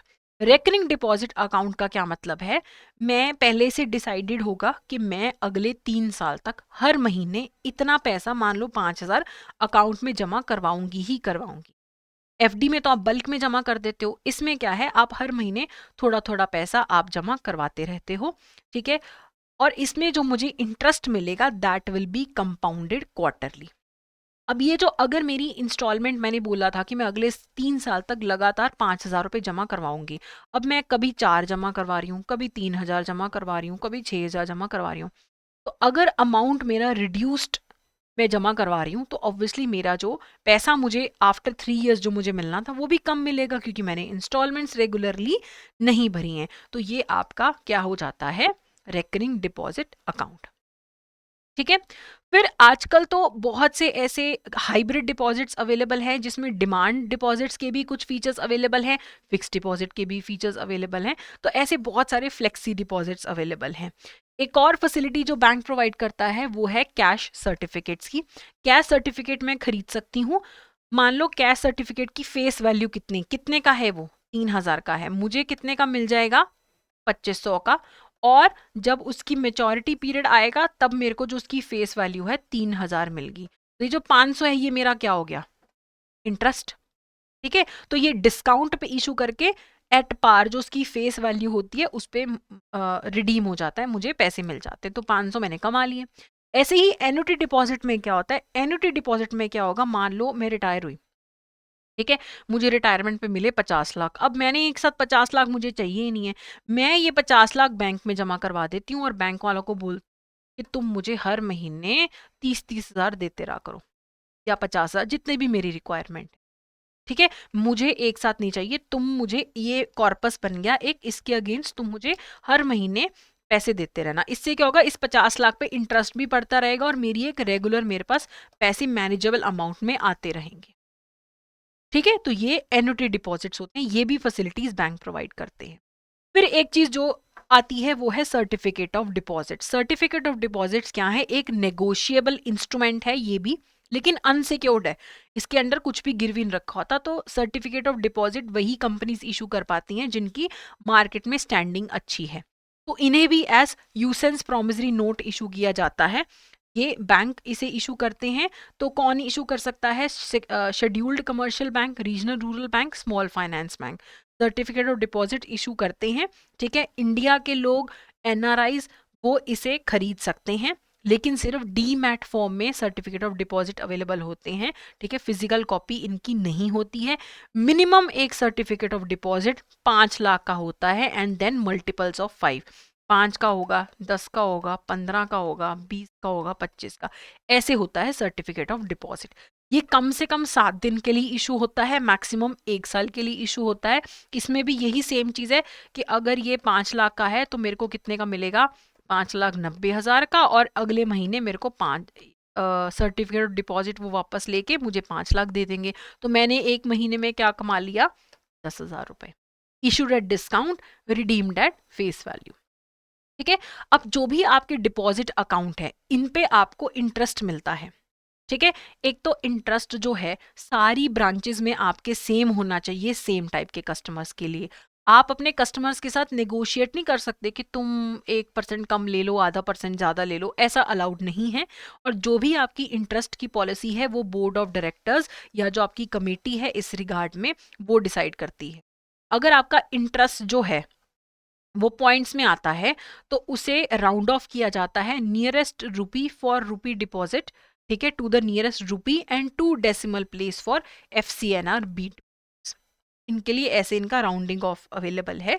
ठीक है। रेट्स जो हैं आपको एडवांस में डिस्क्लोज करने पड़ते हैं अपने कस्टमर को कि आप अगर पैसा जमा करवा रहे हो आपको कितना रेट ऑफ इंटरेस्ट मिलेगा। सेविंग्स अकाउंट के अंदर तो स्पेसिफिकली पहले तो RBI रेगुलेट करता था, अब डीरेगुलेटेड है। बैंक्स अपने हिसाब से ही सबको रेट ऑफ इंटरेस्ट डिसाइड करते हैं। ठीक है। अगर 1 लाख तक का जिनके सेविंग्स अकाउंट हैं, 1 लाख तक का बैलेंस होता है, उन पे तो सबको सेम अमाउंट ऑफ, चाहे मेरे 10,000 हैं अकाउंट में, चाहे मेरी फ्रेंड के 20,000 है, किसी के 50,000 है, हम सबको सेम रेट ऑफ इंटरेस्ट मिलेगा। लेकिन आरबीआई ने अलाउ किया है कि जिनका बैलेंस 1 लाख से ज्यादा रहता है उन्हें डिफरेंशियल रेट्स अलाउड हैं, कि जिसके जिन जिन के अकाउंट में 1.5 लाख तक होंगे उन्हें 0.25% एक्स्ट्रा इंटरेस्ट मिलेगा, जिनकी 5 लाख से ऊपर होंगे उन्हें 0.50 एक्स्ट्रा इंटरेस्ट मिलेगा। तो डिफरेंशियल अलाउड है, लेकिन ऐसा नहीं है कि एक पर्सन को 1.5 लाख पे 2% दे रहे हो, एक को 1.5 लाख पे 3 दे रहे हो। Same amount same rate of interest होना चाहिए, लेकिन 1 लाख से ऊपर पे अलग अलग रेट ऑफ इंटरेस्ट देना अलाउड है, 1 लाख से कम पे देना अलाउड नहीं है। इंटरेस्ट जो है क्वार्टरली या उससे कम पे आपके अकाउंट में क्रेडिट होता है। जो आपके टर्म डिपॉजिट है, एफडीज वगैरह है, उसमें मिनिमम 7 दिन से लेके 120 महीने तक की आपकी एफडी होती है, जो आपके डिफरेंट पीरियड्स के लिए डिफरेंट रेट ऑफ इंटरेस्ट हो सकता है। अगर 1 साल की एफडी है, हो सकता है 6.5% इंटरेस्ट मिले, 2 साल की एफडी है, हो सकता है 7% इंटरेस्ट मिले। तो डिफरेंशियल अलाउड है, और बल्क जो डिपॉजिट्स हैं उन पे डिफरेंशियल इंटरेस्ट रेट अलाउड है। डिफरेंट पीरियड है एफडी का, तो भी आप अलग अलग रेट ऑफ इंटरेस्ट दे सकते हो, और बल्क डिपॉजिट्स पे differential rate of interest allowed है, क्योंकि 2 करोड़ से ऊपर की एफडी है, बहुत बड़ा अमाउंट मिल रहा है बैंक को। ठीक है। उसके बाद यहाँ पे अगर कोई अपनी एफडी करवाता है और 7 दिन होने से पहले पहले पैसा विड्रॉ करवा लेता है, तो उसको कोई रेट ऑफ इंटरेस्ट नहीं मिलेगा। ठीक है। रेट ऑफ इंटरेस्ट फिक्स्ड भी हो सकता है, फ्लोटिंग भी हो सकता है, और अगर कोई अपनी पैसे फिक्स्ड पीरियड से पहले विड्रॉ करवा लेता है तो पेनल्टी कितनी होगी, इसकी पॉलिसी भी बोर्ड ऑफ डायरेक्टर ही देखते हैं। ठीक है। उसके बाद अगर कोई अपना बिजनेस दूसरे बैंक में ट्रांसफर होता है, ठीक है, आपका बैंक का बिजनेस दूसरे बैंक के पास ट्रांसफर हो जाता है, तो कोई भी पेनल्टी कस्टमर पे नहीं लगाई जाएगी। एफडी को स्प्लिट भी किया जा सकता है, जो हम पहले डिस्कस कर चुके हैं। ठीक है। डोमेस्टिक जो आपके डिपॉजिट्स हैं, नॉट एनआरआई डिपॉजिट्स, जो आपके डोमेस्टिक आपकी जनता के जो डिपॉजिट्स हैं देश की, उनमें एडिशनल आप किसको रेट ऑफ इंटरेस्ट दे सकते हो? जो आपके बैंक का स्टाफ है, आपके बैंक की एक्सक्लूसिव एसोसिएशन है, जो चेयरमैन एमडी ईडी हैं, इन्हें एडिशनल रेट ऑफ इंटरेस्ट दे सकते हैं 1% तक का। ठीक है। अगर आप सीनियर सिटीजन्स को देना चाहें, आपकी मर्जी है, बैंक की डिस्क्रिप्शन। ठीक है। अगर मैं बैंक की एम्प्लॉई हूं, तो मेरे साथ अगर मेरे किसी डिपेंडेंट का बैंक अकाउंट है जॉइंटली, तब भी मुझे एडिशनल रेट ऑफ इंटरेस्ट मिलेगा। लेकिन अगर बैंक एम्प्लॉय फेडरेशन है, उसका वो पर्सन डायरेक्ट मेंबर नहीं है, तो वो फिर इस एडिशनल इंटरेस्ट के लिए एलिजिबल नहीं होगा। ठीक है। फिर बात आती है ऐसे अकाउंट्स की जो इनऑपरेटिव है या अनक्लेम्ड है। मान लो एक डिपॉजिट ऐसा है जिसको किसी ने ऑपरेट ही नहीं किया, बहुत साल हो गए, एफडी होगी, कोई क्लेम ही नहीं करने आया पैसे बहुत साल तक, तो ऐसे अकाउंट्स का क्या होता है? पहली बात तो इनऑपरेटिव और अनक्लेम डिपॉजिट्स जो होते हैं, ये आपके डिमांड डिपॉजिट्स होते हैं, नॉट टाइम डिपॉजिट। ओके। इनका एनुअल रिव्यू हर बैंक करता है। ऐसे जो भी अकाउंट्स हैं जो 1 साल से ज्यादा तक ऑपरेट नहीं हुए हैं, उनका एनुअल रिव्यू करना जरूरी है, जो भी ऐसे सेविंग्स अकाउंट हैं या करंट अकाउंट है। ठीक है। आप कस्टमर को फिर एडवाइस करते हो कि देखो 1 साल हो गया, आपने कोई ट्रांजैक्शन नहीं करी, ऑपरेशन रिज्यूम। ठीक है। अगर एक अकाउंट में 2 साल तक कोई भी ट्रांजैक्शन नहीं हुई है, तो उसे इनऑपरेटिव या डोरमेंट घोषित कर दिया जाता है, कि 2 साल हो गए, कोई भी नहीं आया यहाँ पे इसमें ऑपरेशन कर। ठीक है। लेकिन अगर आपका बैंक, मान लो मेरे अकाउंट में 5 लाख पड़े, 3 साल हो गए, कुछ किसी ने छेड़ा ही नहीं है, उसमें लगातार इंटरेस्ट डालता ही रहता है, क्वार्टरली बैंक इंटरेस्ट डालता है, उन्हें हम ट्रांजैक्शन नहीं मानेंगे, यही मानेंगे कि नहीं चल रहा अकाउंट, क्योंकि वो तो बैंक ही इंटरेस्ट डाल रहा है, कस्टमर की तरफ से तो कुछ नहीं ना हो रहा। ठीक है। अगर एक कस्टमर ने ये बोला हुआ है कि मेरा जो फिक्स डिपॉजिट है उसका पैसा इस सेविंग्स अकाउंट में डालते रहो, उसको हम मानेंगे कि हाँ, ये कस्टमर की तरफ से ट्रांजैक्शन हो रही है, क्योंकि उसने ऑथराइज किया था कि एफडी का इंटरेस्ट सेविंग्स अकाउंट में डालते रहो। ठीक है। चलिए, अब कुछ एक्सेप्शनल केसेस होते हैं जहां पे एक अकाउंट में चाहे कोई ट्रांजैक्शन नहीं भी हुई 2 साल तक तो भी उसे इनऑपरेटिव नहीं मानेंगे। तब कोर्ट ऑर्डर के कारण वो अकाउंट फ्रीज हो रखा है, गार्निशी ऑर्डर के कारण उस अकाउंट को हमने रोक रखा है, या अकाउंट ही ऐसा है जिसमें सिर्फ पीरियोडिकल ऑपरेशन रिक्वायर्ड है, ठीक है। अगर वो अकाउंट अंडर लियन है उसमें भी यहाँ पे हम एक्सेप्शनल केस मानेंगे। जिस अकाउंट का डेबिट बैलेंस चल रहा हो, माइनस में चल रहा हो, वो चाहे 5 साल तक ऐसी पड़ा रहे, उसे हम इनऑपरेटिव या डोरमेंट घोषित नहीं करते हैं। क्रेडिट बैलेंस होता है तभी डोरमेंट उसे घोषित किया जाता है। अब एक क्वेश्चन देखते हैं, which of the following statement is or are correct regarding current account. It can be opened only by individuals. It cannot be opened by blind or illiterate persons. There is no restriction on the deposit amount deposited in the account. The temporary overdraft are not allowed for such accounts. ठीक है, तो इसके अंदर हमें current देखना है। तो सबसे पहले देखो, मैंने आपको साफ बताया था कि ब्लाइंड और इलिटरेट को ये अकाउंट ओपन करना अलाउड नहीं है, ये बिल्कुल सही है। तो जहां पे 2 ऑप्शन नहीं है उसे एलिमिनेट कर दो, ठीक है। 2 और 3 आपको पता लग गया करेक्ट है, ठीक है। उसके बाद है temporary overdraft are not allowed for such accounts. Temporary overdraft allowed क्या नहीं होते हैं? अलाउड होते हैं। टेम्परेरी ओवरड्राफ्ट करंट अकाउंट में अलाउड होते हैं। और करंट अकाउंट क्या सिर्फ इंडिविजुअल्स खोल सकते हैं? नहीं, करंट अकाउंट तो कंपनीज के होते हैं, पार्टनरशिप फर्म्स के होते हैं, सबके होते हैं। ये भी गलत है। तो करेक्ट आंसर है सी 2 एंड 3, ठीक है। एक बात और याद रखना कि जो हमारा इनकम टैक्स एक्ट है वो हमें एज एन इंडिविजुअल भी पर्सन की कैटेगरी में रखता है, HUF को भी पर्सन की कैटेगरी में ही रखा जाता है, ठीक है, टैक्सेशन पर्पस के लिए। अब हमने बात की थी पैसा ऐसी पड़ा है, कोई क्लेम नहीं करने आए, ऑपरेट नहीं कर रहा कोई अकाउंट, कोई क्लेम नहीं करने आए। तो अगर 10 साल हो गए, ठीक है, कोई ऑपरेट नहीं कर रहा, कोई क्लेम नहीं कर रहा, तो उस पैसे को depositor education and awareness fund में ट्रांसफर कर दिया जाता है। इस फंड को बैंकिंग रेगुलेशन एक्ट के अकॉर्डिंगली 2014 में इस्टेब्लिश किया गया था। जो भी पैसा कोई क्लेम नहीं कर रहा, अभी थोड़े दिन पहले RBI की शायद रिपोर्ट भी आई थी, 100 करोड़ है जो कोई क्लेम नहीं करने आया, वो अलग अलग अकाउंट्स में से जो डेटा है RBI के पास, ठीक है। तो अब चाहे आपका वो पैसा सेविंग्स अकाउंट का था, टर्म डिपॉजिट का था, रेकरिंग डिपॉजिट का था, कैश क्रेडिट का था, कोई लेटर ऑफ क्रेडिट का, कोई सिक्योरिटी डिपॉजिट है, कोई गारंटी का डिपॉजिट है, किसी भी प्रकार का पैसा है आपका, प्रीपेड कार्ड बैलेंस में पैसा पड़ा है, किसी भी प्रकार का पैसा है, वो सारा 10 साल तक अगर कोई नहीं छेड़ता तो वो डेफ अकाउंट में चला जाता है, इस फंड में चला जाता है, ठीक है। ये फंड यूज किया जाता है डिपॉजिटर्स के इंटरेस्ट को बढ़ावा देने के लिए।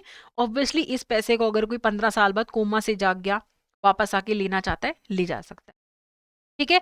अगर आपका फॉरेन करेंसी अकाउंट है, उसमें भी 10 साल हो गए, किसी ने उस पैसे को नहीं छेड़ा, तो पहले उस पैसे को क्रिस्टलाइज किया जाएगा। क्रिस्टलाइज करने का मतलब क्या है? पहले उसे रुपी में कन्वर्ट किया जाएगा, फिर उसे डाला जाएगा डेफ के अंदर, depositor education and awareness fund में डाला जाएगा, ठीक है। उसके बाद अगर डिपॉजिटर चाहे उस पैसे को क्लेम करना, वो कर सकता है, और उसे जो फंड मिलेगा, पैसा वापस मिलेगा, सिर्फ इंडियन करेंसी में मिलेगा, 3% पर एनम का इंटरेस्ट मिलके, ठीक है। जब से इनऑपरेटिव है तब से लेके आज तक उसे 3% के रेट पे पैसा मिल जाएगा वापस, ठीक है। चलिए आगे देखते हैं अनरेम्यूनरेटिव या अनडिजरेबल अकाउंट। कुछ अकाउंट ऐसे होते हैं जिन पे कोई रेम्यूनरेशन नहीं मिल रहा, कुछ पैसा नहीं कमा रहा बैंक, जो बार बार मिनिमम रिक्वायरमेंट जितनी बैलेंस की है उतना मेंटेन नहीं कर पा रहा, बहुत 10 20 50 रुपए मेंटेन कर रखा है, ठीक है, बार बार ऐसे चेक ड्रॉ करता रहता है, अकाउंट में 1000 रुपए हैं और चेक ड्रॉ कर रहा है 10 10 हजार के, ऐसा कोई अकाउंट है तो उस पर्सन को बैंक नोटिस भेज सकता है। ऐसे अकाउंट्स पे कॉन्स्टेंटली विजिल रखा जाता है कि कहीं गलती से भी कोई चेक पास ना हो जाए गलत अमाउंट का, ठीक है। और इवन एक पॉइंट पे आके बैंक कस्टमर को नोटिस दे के ऐसे अकाउंट्स क्लोज भी कर सकता है, ठीक है।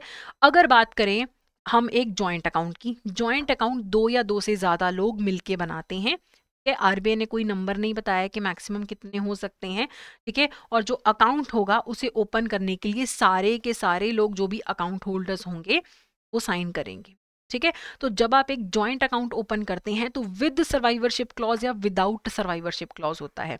विदाउट सर्वाइवरशिप क्लॉज में मैं किसी को अपना सर बता के नहीं गई हूँ, नॉमिनी, ठीक है। तो इस केस के अंदर जो जॉइंट अकाउंट होगा, जो विदाउट सर्वाइवरशिप क्लॉज होता है, उसे सारे अकाउंट होल्डर्स मिलके ऑपरेट करते हैं जो विदाउट सर्वाइवरशिप क्लॉज होता है। अगर एक की भी डेथ हो जाती है इनमें से, ठीक है, तो जो मान लो ये 3 लोगों का बैंक अकाउंट है जॉइंट, इसकी डेथ हो गई, तो जो इसका हिस्से का पैसा है वो इसके लीगल हेयर को मिल जाएगा। ऐसा नहीं होगा कि फिर ये दोनों अकाउंट चलाते जाएंगे, नहीं। क्यों? क्योंकि सर्वाइवरशिप का क्लॉज ही नहीं है कि सर्वाइवर क्या करेंगे बाद में, इसलिए जिसके हिस्से का जो पैसा है वो ले जाएगा और ऑपरेशन स्टॉप कर दिया जाएगा अगर किसी की भी डेथ हो जाती। और पैसा जो है सर्वाइवर और लीगल एयर्स आपस में डिवाइड कर लेते हैं। ए, बी और सी का अकाउंट था, ए मर गया, ए के वारिस को उसका हिस्सा मिल गया, बी और सी अपना अपना पैसा लेके निकल गए, जॉइंट अकाउंट बंद, क्योंकि सर्वाइवरशिप क्लॉज नहीं है। अगर सर्वाइवरशिप क्लॉज होता है कि एक जॉइंट अकाउंट होल्डर के मरने के बाद क्या होगा, बाकी अकाउंट होल्डर क्या करेंगे, वो होता है विद सर्वाइवरशिप क्लॉज। तो उसमें हमारे पास मल्टीपल टाइप के अकाउंट्स हैं, जिसमें से पहला है जॉइंटली और सर्वाइवर, ठीक है। तो इसका मतलब है कि जब सारे ये दोनों लोग हैं, ये है राज और ये है सिमरन, ठीक है, तो राज जो है और सिमरन इनका एक जॉइंट अकाउंट है। अगर बाय चांस अभी तो ये दोनों जिंदा हैं, तो ये जब भी अकाउंट ऑपरेट करेंगे मिलके ही कर सकते हैं, अकेले अकेले नहीं कर सकते हैं, ठीक है। अगर सिमरन की डेथ हो जाती है तो राज फिर इस अकाउंट को ऑपरेट कर सकता है, ठीक है। तो इसमें सारे अकाउंट होल्डर्स ऑपरेट करते हैं, एक की भी डेथ हो जाए तो सर्वाइवर के पास राइट्स आ जाते हैं। यहाँ पे क्या था, सर्वाइवरशिप क्लॉज ही नहीं था कि मरने के बाद सर्वाइवर क्या कर सकता है, इसीलिए लीगल एयर को पैसा मिल जाता है। फिर आता है आइदर और सर्वाइवर। ये अकाउंट कब खोल सकते हैं, जब 2 जनों का ही जॉइंट अकाउंट है। मान लो इसमें भी राज और सिमरन ही हैं, 2 ही हो सकते हैं इस टाइप के अकाउंट में, आइदर और सर्वाइवर में। इसमें क्या होगा, इनमें से सिर्फ एक को बैंक अकाउंट ऑपरेट करना अलाउड होगा। ज्यादातर जब आपके पेरेंट्स आपके माइनर होते हुए आपके साथ अकाउंट ओपन करते हैं तो आइदर और सर्वाइवर में कर सकते हैं कि जब तक पेरेंट्स हैं वही अकाउंट ऑपरेट करेंगे, अगर उन्हें कुछ हो जाता है तभी सर्वाइवर को अकाउंट ऑपरेट करने को मिलता है। तो आइदर ऑफ देम, ठीक है। आइदर में यानी कि दोनों ही ऑपरेट कर सकते हैं। थोड़ा सा मिस्टेक हो गया मेरे बोलने में यहाँ पे। आइदर में क्या है, आइदर में कोई भी दोनों में से ऑपरेट कर सकता है, चाहे राज कर ले चाहे सिमरन कर ले ऑपरेट, ठीक है। अगर इनमें से एक की भी डेथ हो जाती है तो फिर दूसरा अकाउंट ऑपरेट करता रहेगा, ठीक है। ये वो वाला अकाउंट नहीं है जो पेरेंट्स और आपका होता है, ठीक है। तो ये वाला अकाउंट क्या है, आइदर कोई भी ऑपरेट कर ले, जब दोनों जिंदा हैं, जब एक की डेथ होगी तो दूसरा ऑपरेट कर लेगा। अगर राज और सिमरन दोनों की ही डेथ हो जाती है तो फिर इनके नॉमिनी को पैसे मिलेंगे, फिर इनके नॉमिनी को पैसे मिलेंगे। आइदर और सर्वाइवर में कोई भी अकाउंट ऑपरेट कर सकता है, 2 लोग होते। एनी वन और सर्वाइवर में क्या होता है, एनी वन और सर्वाइवर कोई एक अकाउंट को ऑपरेट करेगा। इसमें कितने भी होल्डर्स हो सकते हैं, एनी नंबर ऑफ 3 जने 4 जने हो सकते हैं इस जॉइंट अकाउंट में, ठीक है। लेकिन ऑपरेट कौन करेगा, एनी वन, कोई एक को अथॉरिटी होगी। अगर 4 लोग हैं उनका मिलके एक जॉइंट अकाउंट है, सिर्फ एक को अलाउड होगा कि वो इस अकाउंट को ऑपरेट करे। जब इस एक पर्सन की जो अकाउंट को ऑपरेट करता था उसकी जब डेथ हो जाती है, ठीक है, तो या तो ये लोग फिर मिलके सारा अकाउंट ऑपरेट करेंगे जो सर्वाइवर्स हैं, या फिर वो फ्रेश मैंडेट इशू कर सकते हैं कि अब आप हमारे अकाउंट को दोबारा से एनी वन और सर्वाइवर में कर दो, अब एक नया होल्डर आएगा, या फिर आइदर और सर्वाइवर में कन्वर्ट करवा लो, ठीक है। लेकिन एक ही पर्सन इसे पहले ऑपरेट करता है उसके मरने से पहले, ठीक है। अब अगर सारों की डेथ होगी, कार एक्सीडेंट में सारे मर गए, तो पैसा नॉमिनी के पास चला जाएगा, ठीक है।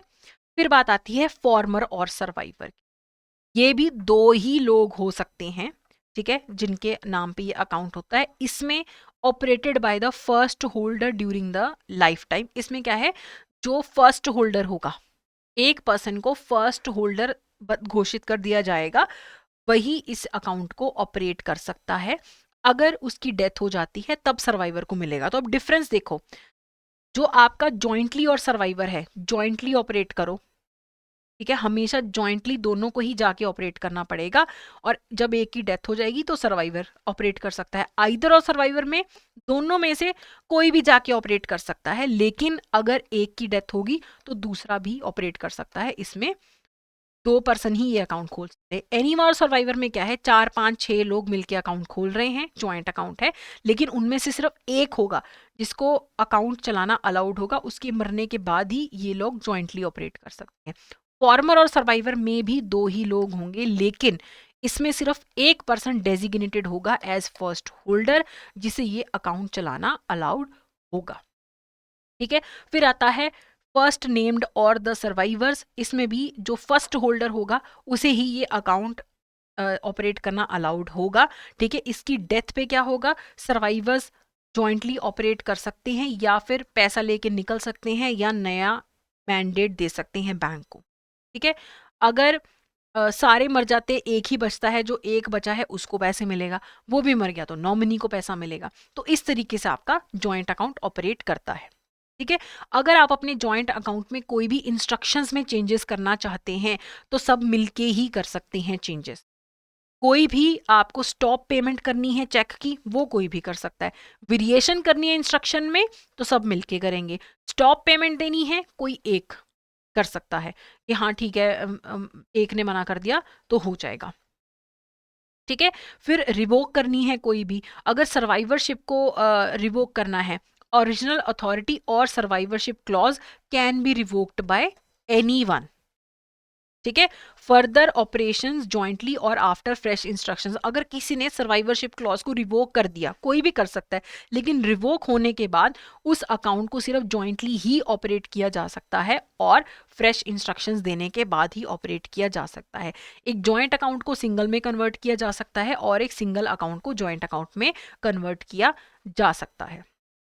ठीक है, अगर किसी भी जॉइंट होल्डर का दिवालिया निकल जाता है या वो इनसेन हो जाता है तो उसके द्वारा दी गई सारी की सारी इंस्ट्रक्शंस को रोक दिया जाता है। ऐसे पर्सन के द्वारा साइन किए गए चेक्स को भी रोक दिया जाता है जैसे ही बैंक को पता लगता है कि इनसेन हो गया या इंसॉल्वेंट हो। अगर अकाउंट को क्लोज करना है तो सारे जॉइंट होल्डर्स मिलके ही इसे क्लोज कर सकते हैं। ठीक है, अगर मान लो जब आपने ये जॉइंट अकाउंट खोला था, आपने बैंक को बताया ही नहीं कि आइदर और सर्वाइवर मोड में करना है या फिर जॉइंट मोड, किस मोड में करना है आपने बताया नहीं। पहली बात तो बैंक हमेशा लिखवाता ही लिखवाता है, लेकिन अगर बाय चांस नहीं लिखवाया है कि कौन सा मोड ऑफ ऑपरेशन होगा तो जॉइंट मोड ही माना जाएगा, जॉइंटली ही सब लोग ऑपरेट करेंगे। इसके बाद कुछ इंपॉर्टेंट पॉइंट्स हैं अकाउंट्स के रिगार्डिंग। आप चेक इंग्लिश, हिंदी या रीजनल लैंग्वेज में जहाँ पे वो बैंक है, जहाँ पे वो बैंक है वहाँ की रीजनल लैंग्वेज का आप चेक साइन कर सकते हो। चेक का फॉर्म हिंदी या इंग्लिश में प्रिंट हो सकता है। साख संवत जो है वो इंडिया का नेशनल कैलेंडर है, तो अगर कोई इंस्ट्रूमेंट में आपने हिंदी में लिखा है या डेट आपने साख संवत के हिसाब से डाली है तो आपका वो वैलिड इंस्ट्रूमेंट माना जाएगा। अगर आपका चेक 1 करोड़ की वैल्यू, चेक वैल्यूइंग 1 करोड़ 4 से ज्यादा ओकेजन्स पे एक ही फाइनेंशियल ईयर में अगर डिसऑनर हो जाता है ड्यू टू इनसफिशिएंट फंड्स, तो आपको फ्रेश चेक बुक नहीं इशू की जाएगी और बैंक उस अकाउंट को क्लोज भी कर सकता है। ठीक है, cheque valuing 1 crore dishonoured more than 4 occasion. Okay, फिर अगर आप जॉइंट अकाउंट क्या एनआरआई के साथ खोल सकते हैं तो खोल सकते हैं, लेकिन वो NRI as per FEMA act और रिलेटिव होना चाहिए एनआरआई का as per the companies act 2013, वही अकाउंट खोल सकते हैं आपस में मिलके जॉइंटली। किसी भी टाइप का अकाउंट, डिपॉजिट अकाउंट खोल सकते हैं। ठीक है, एनआरआई के साथ अगर आप मिलके अपना एक जॉइंट अकाउंट खोलना चाहते हैं खोल सकते हो, किसी भी टाइप का अकाउंट खोल सकते हो, लेकिन उस अकाउंट को एनआरआई अकाउंट नहीं समझा जाएगा, उसे रेजिडेंट अकाउंट ही समझा जाएगा। इसमें mode of operation joint account में सिर्फ और सिर्फ आइदर और सर्वाइवर ही अलाउड होता है। जो भी चेक, इंस्ट्रूमेंट्स, रेमिटेंसेस, कैश जो एनआरआई को बिलोंग करते हैं वो इस अकाउंट में क्रेडिट नहीं हो सकते हैं। ठीक है, नहीं हो सकते हैं। इसे भी रेजिडेंट रिलेटिव के भाव पे ही इस अकाउंट को ऑपरेट किया जाता है। अगर बाय चांस वो इंडियन रिलेटिव मर जाता है, ठीक है, और सर्वाइवर कौन बचा, एनआरआई, तो फिर इंस्टेंटली वो अकाउंट एनआरओ अकाउंट बन जाता है। ठीक है, फिर आखिरी बात करते हैं नॉमिनेशन फैसिलिटी। पहली बात तो जिसको आप नॉमिनेट करते हो ना वो अलग होता है, आपका वारिस, आपका लीगल हेयर अलग होता है। नॉमिनी जो होता है वो सिर्फ एक तरीके का ट्रस्टी होता है। तो एक या एक से ज़्यादा लोगों को ट्रस्टी आप नॉमिनेट कर सकते हो, ठीक है। और यहाँ पे अगर आपका अकाउंट है या लॉकर है, आप किसी ना किसी को नॉमिनी अपना घोषित कर सकते हो। तो बैंकिंग कंपनीज नॉमिनेशन रूल्स 1985 को अमेंड किया गया था और 2-3 फॉर्म्स लाए गए। अगर आपको फॉर्म किसी को नॉमिनेट करना है, डिपॉजिटर ने किसी को नॉमिनेट करना है कि मेरे मरने के बाद इसको नॉमिनी बना देना, मेरा इसको पैसे दे देना, तो वो नॉमिनेट कैसे कर सकता है? Through form DA1। अगर आप किसी की नॉमिनेशन को कैंसिल करना चाहते हो तो आप फॉर्म DA2 भरोगे। अगर आप कोई टर्म्स एंड कंडीशंस चेंज करना चाहते हो तो आप भरोगे फॉर्म DA3। तो नॉमिनेशन फैसिलिटी के लिए नए सेक्शन लाए गए थे बैंकिंग रेगुलेशन एक्ट में 45ZA से लेके 45ZF तक, और ये 3 फॉर्म्स जो है इंट्रोड्यूस किए गए, ठीक है। नॉमिनेशन जो है फिड्यूशरी कैपेसिटी में, अगर आप कोई अकाउंट होल्ड कर रहे हो, वहां पे आप किसी को नॉमिनी नहीं बनाते हो। अब देखो, यहाँ पे अगर किसी पार्टनरशिप फर्म का अकाउंट है, वो किसी को नॉमिनी नहीं बनाएंगे। डायरेक्ट कंपनी जो है, जो रिप्रेजेंटेटिव कैपेसिटी में उस अकाउंट को संभाल रहे हैं, वहां पे नॉमिनेशंस अलाउड नहीं है एक्सेप्ट फॉर सोल प्रोपराइटर के। ऑब्वियसली अगर सोल प्रोपराइटरशिप फर्म बंद हो जाता है तो सोल प्रोपराइटर को पैसा मिल जाएगा, वो नॉमिनी बने, ठीक है। एक डिपॉजिट अकाउंट अगर माइनर ने होल्ड किया हुआ है, तो वहां पे फिर जो उसका लीगली कॉम्पिटेंट पर्सन होगा, गार्डियन होगा या कोई मेजर और पर्सन होगा, वो नॉमिनेट कर सकता है। माइनर खुद से नॉमिनेट नहीं कर सकता है कि मेरे मरने के बाद अकाउंट में पैसा किसको मिले, ठीक है। तो ये नॉमिनी को पैसा कब मिलता है? जब डिपॉजिटर की डेथ हो जाती है। नॉमिनेशन कहाँ परमिटेड नहीं है? जहां पे रिप्रेजेंटेटिव कैपेसिटी में इंसान है, director of the company, secretary in the association, partner, कर्ता, HF, यहाँ पे नॉमिनेशन परमिटेड नहीं है। तो इसके लिए फॉर्म भरना पड़ता है। अगर आप किसी को नॉमिनेट नहीं करना चाहते हो तो भी आपको बैंक को स्पेसिफिकली क्लैरिफाई करना पड़ेगा। अगर मान लो मैंने FD करवाई थी, मैंने नॉमिनी अपने हस्बैंड को बनाया, अब मेरी FD को अभी मेच्योर होने में 2 साल पड़े हैं, तो 2 साल मेरे मरने के बाद जब ये FD मेच्योर होगी तब नॉमिनेशन वैलिड होगी। मेरे मरते ही आधी अधूरी FD को विड्रॉ नहीं करवाया जाएगा। FD मेच्योर होगी, उसके बाद ही नॉमिनेशन इन एक्शन आएगा। नॉमिनेशन जो है इंडिविजुअल के फेवर में होती है, ठीक है।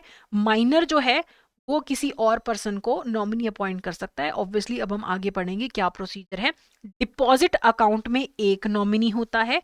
लॉकर या सेफ कस्टडी में एक से ज्यादा भी नॉमिनीज अलाउड होते हैं, ठीक है। मल्टीपल अकाउंट से आपके बैंक में, तो आपको मल्टीपल नॉमिनीज बनाने पड़ेंगे कि मेरा ये वाला जो अकाउंट है सेविंग्स बैंक, इसका नॉमिनी ये पर्सन है, ये मेरा FD अकाउंट है, इसका नॉमिनी ये है, ये मेरा करंट अकाउंट है, इसमें नॉमिनी ये है। अलग अलग आपको नॉमिनेट करना पड़ेगा, ठीक है। अब एक क्वेश्चन देख लेते हैं, which of the following statement is correct regarding nomination facility? Minor account operated by a minor can have nomination filled by the minor. A minor can not be the nominee of a deposit account. A nominee can be permitted to become the depositor of the account. No loan can be granted to the nominee against the deposit of the deceased depositor. इसमें सारी गलत हैं, सिर्फ ये सही है। Minor खुद से किसी को नॉमिनेट नहीं कर सकता, माइनर खुद नॉमिनी भी नहीं बन सकता, ठीक है। नॉमिनी को डिपॉजिटर नहीं बनाया जा सकता। मान लो मेरा सेविंग्स अकाउंट है, मैं मर गई, तो वो पैसा नॉमिनी को मिल जाएगा, वो डिपॉजिटर नहीं बन जाएगा उस अकाउंट का, वो उस अकाउंट को चलाना नहीं शुरू कर सकता। मैं मर गई, वो अकाउंट बंद, पैसा दे दिया जाएगा। और ना ही उस पर्सन को, नॉमिनी को, मेरे डिपॉजिट के अगेंस्ट लोन मिल सकता है, ये भी अलाउड नहीं है। और ये वाला स्टेटमेंट यहाँ पे बिल्कुल सही है। अब कौन नॉमिनेट कर सकता है? मेरा इंडिविजुअल अकाउंट है, मैं ही नॉमिनेट कर सकती हूँ। अगर मेरा जॉइंट अकाउंट है किसी के साथ, तो ये सारे जने मिलके ही किसी को नॉमिनेट कर सकते हैं। अगर एक माइनर अकाउंट है जिसे गार्डियन ऑपरेट करता है, तो गार्डियन ही नॉमिनेट कर सकता है। अगर एक माइनर के द्वारा ऑपरेटेड अकाउंट है, 10 साल से ऊपर का बच्चा खुद से अपना अकाउंट ऑपरेट कर सकता है, लेकिन तब भी वो नॉमिनेट नहीं कर सकता है। जो पर्सन लॉफुली एंटाइटल्ड होगा, नॉर्मली उसका गार्डियन होता है, वही नॉमिनेट कर सकता है किसी। अब किसको नॉमिनेट किया जा सकता है? चाहे वो इंडिया का रेजिडेंट हो, ठीक है। आप एक माइनर को इंडिविजुअली नॉमिनेट नहीं कर सकते हैं, लेकिन अगर एक minor represented by the guardian और बाय अनदर एडल्ट पर्सन, उन्हें नॉमिनेट किया जा सकता है। ठीक है, एनआरआई को भी नॉमिनेट कर सकते हो, foreign national of Indian origin को भी नॉमिनेट कर सकते हो, किसी फॉरेन नेशनल को जो नॉन इंडियन ओरिजिन का है उसे भी आप नॉमिनेट कर सकते हो। ठीक है, तो यहां पे सिर्फ माइनर लिखा है, माइनर अगर माइनर अपने रिप्रेजेंटेड बाय गार्डियन है तब उसे आप नॉमिनेट कर सकते हो। ठीक है, तो ये चीज आपको याद रखनी है, यहाँ पे क्लैरिफिकेशन नहीं है, लेकिन पेपर में अगर ये लिखा होगा सपोर्टेड बाय द गार्डियन तब आप उसे नॉमिनेट कर सकते हो। ठीक है, a minor can not be the nominee of a deposit account in, वैसे यहाँ पे इन इंडिविजुअल कैपेसिटी लिखा होना चाहिए था, इंडिविजुअल कैपेसिटी में आप उसे नहीं नॉमिनेट कर सकते हो, लेकिन रिप्रेजेंटेड बाय गार्डियन है तब आप उसे नॉमिनेट कर सकते हो। ये क्लैरिफिकेशन रखनी है, मतलब किसी को भी आप पर्सन को नॉमिनेट कर सकते हो, इंडिया का हो, विदेश का हो, एनआरआई हो, नहीं हो एनआरआई, सबको आप नॉमिनेट कर सकते हो। ऑब्वियसली जो एनआरआई हैं या फॉरेन नेशनल है उन्हें यहाँ से पैसा ले जाने में दिक्कत तो होगी ही हो। ठीक है, अब एक क्वेश्चन देखते हैं, who can be made nominee of a deposit account, Indian resident, NRI, foreign national of non Indian origin. तो सबको ही नॉमिनी बनाया जा सकता है, लेकिन इंडिविजुअल को, इंडिया का हो, बाहर का हो, बिल्कुल भी इंडियन ओरिजिन का ना हो, सबको आप नॉमिनी बना सकते हैं।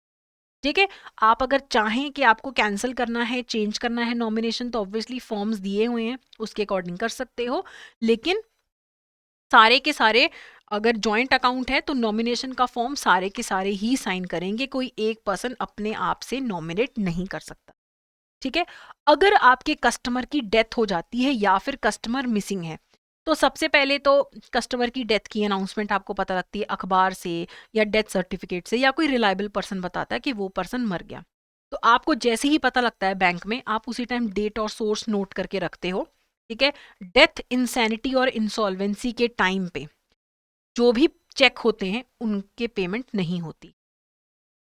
ठीक है, अगर कोई मिसिंग है पर्सन, तो फिर वहां पे बैंक डिमांड करेगा कि एक तो एफआईआर दो हमें, और नॉन ट्रेसेबल रिपोर्ट दो, क्योंकि अब एक पर्सन जब एफआईआर होगी कि ये मिसिंग है और उसके बाद 7 साल तक अगर वो रिपोर्ट करने के बाद पर्सन वापस नहीं आता है तो उसे डेड माना जाता है, फिर उसके लीगल एयर को पैसा मिल जाता है।